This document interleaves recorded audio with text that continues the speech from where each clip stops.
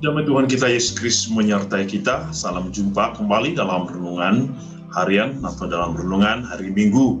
Dan pada hari ini kita semua bersama-sama merayakan perayaan Hari Raya Tritunggal yang Maha Kudus.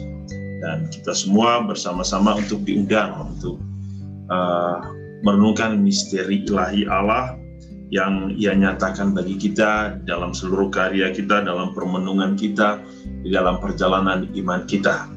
Saudara-saudari, dalam perayaan Hari Raya Tritunggal yang Maha Kudus, kita semua akan mendengarkan Injil Matius bab 28 ayat 16-20. Saya mengundang kita semua untuk mendengarkan firman Tuhan.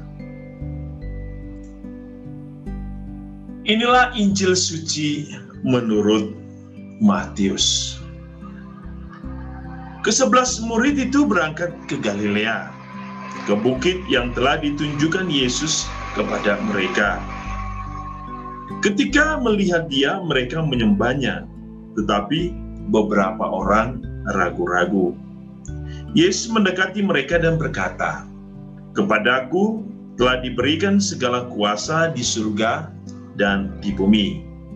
Karena itu pergilah, jadikanlah semua bangsa muridku, dan baptislah mereka dalam nama Bapa dan Anak dan Roh Kudus. Dan ajarlah mereka melakukan segala sesuatu yang telah kuperintahkan kepadamu. Dan ketahuilah, aku menyertai kamu senantiasa sampai pada akhir zaman." Demikianlah sabda Tuhan. Terpujilah Kristus. Saudara-saudari yang dikasihi Tuhan, kita telah mendengar firman Tuhan dan kita semua hari ini mulai merayakan sukacita perayaan Hari Raya Tritunggal yang Maha Kudus. Dan tentu kita akan bertanya, bagaimana bisa memahami misteri Tritunggal yang Maha Kudus? Ya, tentu untuk memahami misteri Tritunggal yang Maha Kudus, kita membutuhkan yang kita sebut dengan iman atau kepercayaan.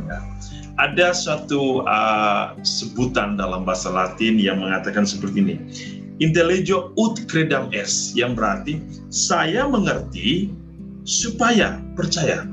Ya, saya mengerti supaya saya percaya. Atau Santo Agustinus mengatakan begini, believe and you will see, percaya supaya engkau bisa melihat. Tentu untuk mengerti misteri Tritunggal yang Maha Kudus, kita bisa memahami dari bagaimana karya misteri Tritunggal yang Maha Kudus dalam kehidupan kita. Ya. Tetapi kita juga harus tahu apa sesungguhnya yang terjadi dari hubungan misteri Tritunggal yang Maha Kudus, supaya kita tidak salah kaprah, supaya kita tidak salah mengerti. Coba kita lihat nih. Kita lihat di sini, ketika kita berbicara Tritunggal Maha Kudus, kita berbicara Bapa, Putra, dan Roh Kudus. Tapi kita harus tahu bahwa Bapa bukan Putra, Putra bukan Roh Kudus, Roh Kudus bukan Bapa, Roh Kudus bukan Putra. Tetapi Bapa, Putra, dan Roh Kudus adalah Allah, adalah Tuhan. Ya, jadi kita bisa memahami di sini, ya, supaya kita tidak salah kaprah, seolah-olah kita mengerti bahwa ada tiga Allah. Tidak, hanya satu Allah dalam tiga pribadi. Ya, itu harus dimengerti.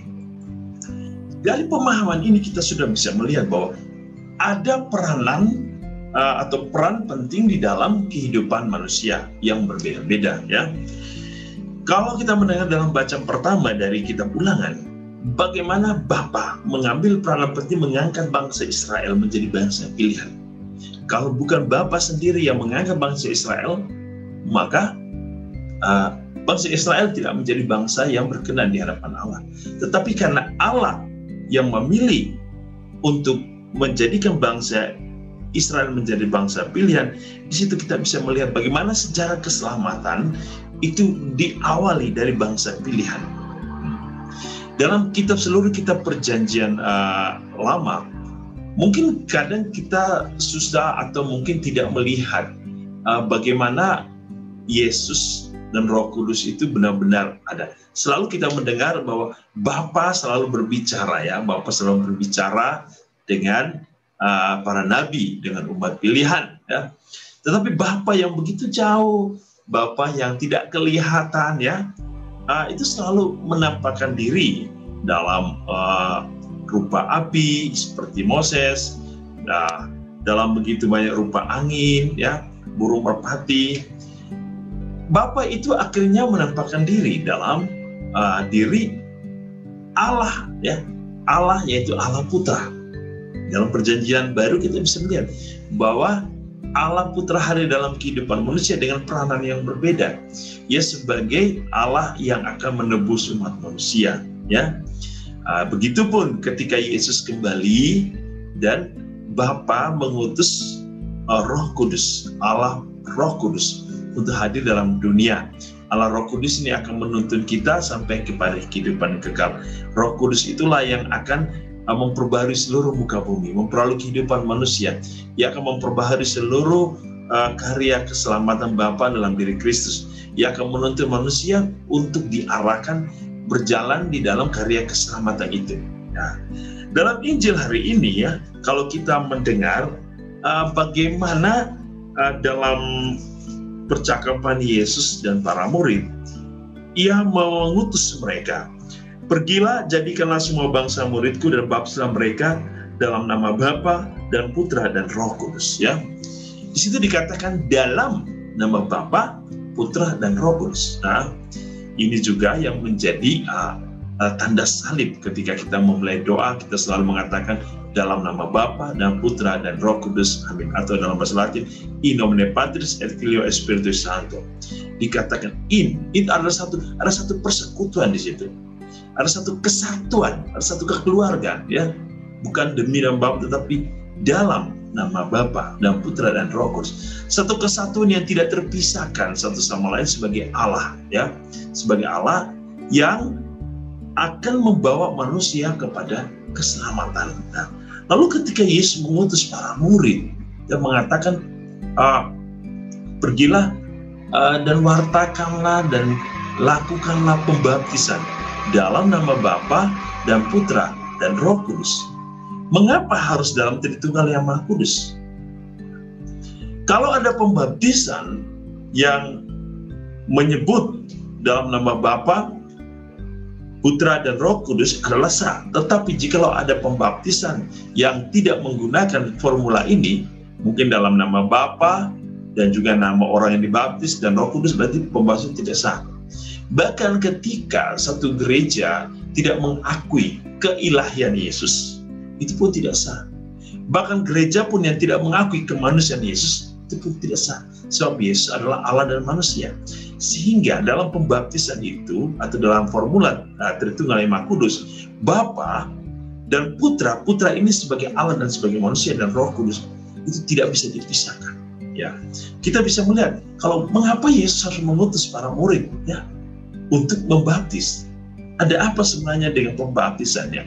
Kita bisa belajar dari dokumen gereja yang kita tahu, ya, supaya kita bisa mengenal dan bisa mengetahui bagaimana ajaran gereja kita. Kalau kita melihat dalam Injil Yohanes bab 3 ayat 5 dikatakan begini, Aku berkata kepadamu, sesungguhnya jika seorang tidak dilahirkan dari air dan roh, ia tidak dapat masuk ke dalam kerajaan Allah. Ya. Artinya apa? Kalau kita melihat air dan roh ini adalah simbol dalam pembaptisan, ya, maka ketika Yesus memerintahkan, pergilah jadikanlah semua bangsa muridku dan baptislah mereka dalam nama Bapa dan Putra dan Roh Kudus, Yesus mau supaya banyak orang menjadi percaya kepada Allah. Coba kita lihat mengapa gereja melanjutkan karya misi pengutusan ini dengan pembaptisan, mulai dengan pembaptisannya. Dalam Yohanes bab 3 ayat 15 itu dikatakan seperti ini, supaya semua orang yang dibaptis itu percaya kepadanya, kepada Allah, dan beroleh hidup yang kekal. Ya, di situ ada kata percaya akan beroleh hidup yang kekal. Yang kedua, dalam Injil yang sama, yaitu Injil Yohanes bab 3 ayat 16, selanjutnya dikatakan supaya setiap orang yang percaya kepadanya tidak binasa, ya, tidak binasa, melainkan beroleh hidup yang kekal. Lalu dalam ayat bab 3 ayat 18, selanjutnya dikatakan barang siapa yang percaya tidak akan dihukum. Ya, kita bisa melihat ya, hidup yang kekal, tidak binasa, tidak akan dihukum. Bahkan dalam surat Rasul Paulus kepada jemaat di Roma bab 10 ayat 9, dia mengatakan gini, sebab jika kamu mengakui dengan mulutmu bahwa Yesus adalah Tuhan dan percaya dalam hatimu bahwa adalah Allah, maka kamu akan diselamatkan. Ya, kita sudah bisa melihat ya, akan diselamatkan. Dan selanjutnya dalam Efesus bab 2 ayat 8 dikatakan, sebab jika kamu sebab karena karunia kasih karunia Allah, kamu diselamatkan oleh iman. Nah, di sini kita bisa melihat, saudara-saudara, iman itulah yang menyelamatkan. Misteri akan iman itu yang akan menyelamatkan, yang membantu kita untuk mengerti bagaimana misteri Allah di dalam kehidupan kita, ya. Bagaimana misteri Allah di dalam kehidupan manusia. Nah, peranan Allah dalam kehidupan manusia itu sangat luar biasa. Bahkan Injil hari ini mengatakan bahwa ketahuilah, aku akan menyertai kamu sampai akhir zaman. Di sini ada peranan Tritunggal yang Maha Kudus dalam kehidupan kita. Bahkan dalam seluruh kehidupan menggereja, ketika kita melibatkan diri dalam sakramen, kita sesungguhnya masuk dalam suatu persekutuan dan komunitas dengan Allah itu sendiri. Allah Tritunggal yang Maha Kudus. Allah yang terus memperbaharui muka bumi, memperbaharui karya ciptaan, ya. Bapa terus memperbaharui karya ciptaan dalam diri manusia. Karya ciptaan apa yang diperbaharui Allah dalam diri manusia? Yaitu gambaran dan rupa Allah. Kita sudah tahu gambaran Allah seperti apa. Allah yang penuh kasih, penuh cinta. Rupa Allah dan rupa yang kudus. Dan karya itu terus berlanjut dalam diri Kristus. Bahwa Kristus melalui karya penebusan akan terus memperbaharui kita dengan rahmat penebusan itu, ya, agar kita tetap diarahkan dalam jalan keselamatan. Dan Yesus akan mengenali kita, akan terus membuat kita mengenal tentang Allah yang benar itu. Dan melalui Roh Kudus, proses pengenalan itu diperbaharui.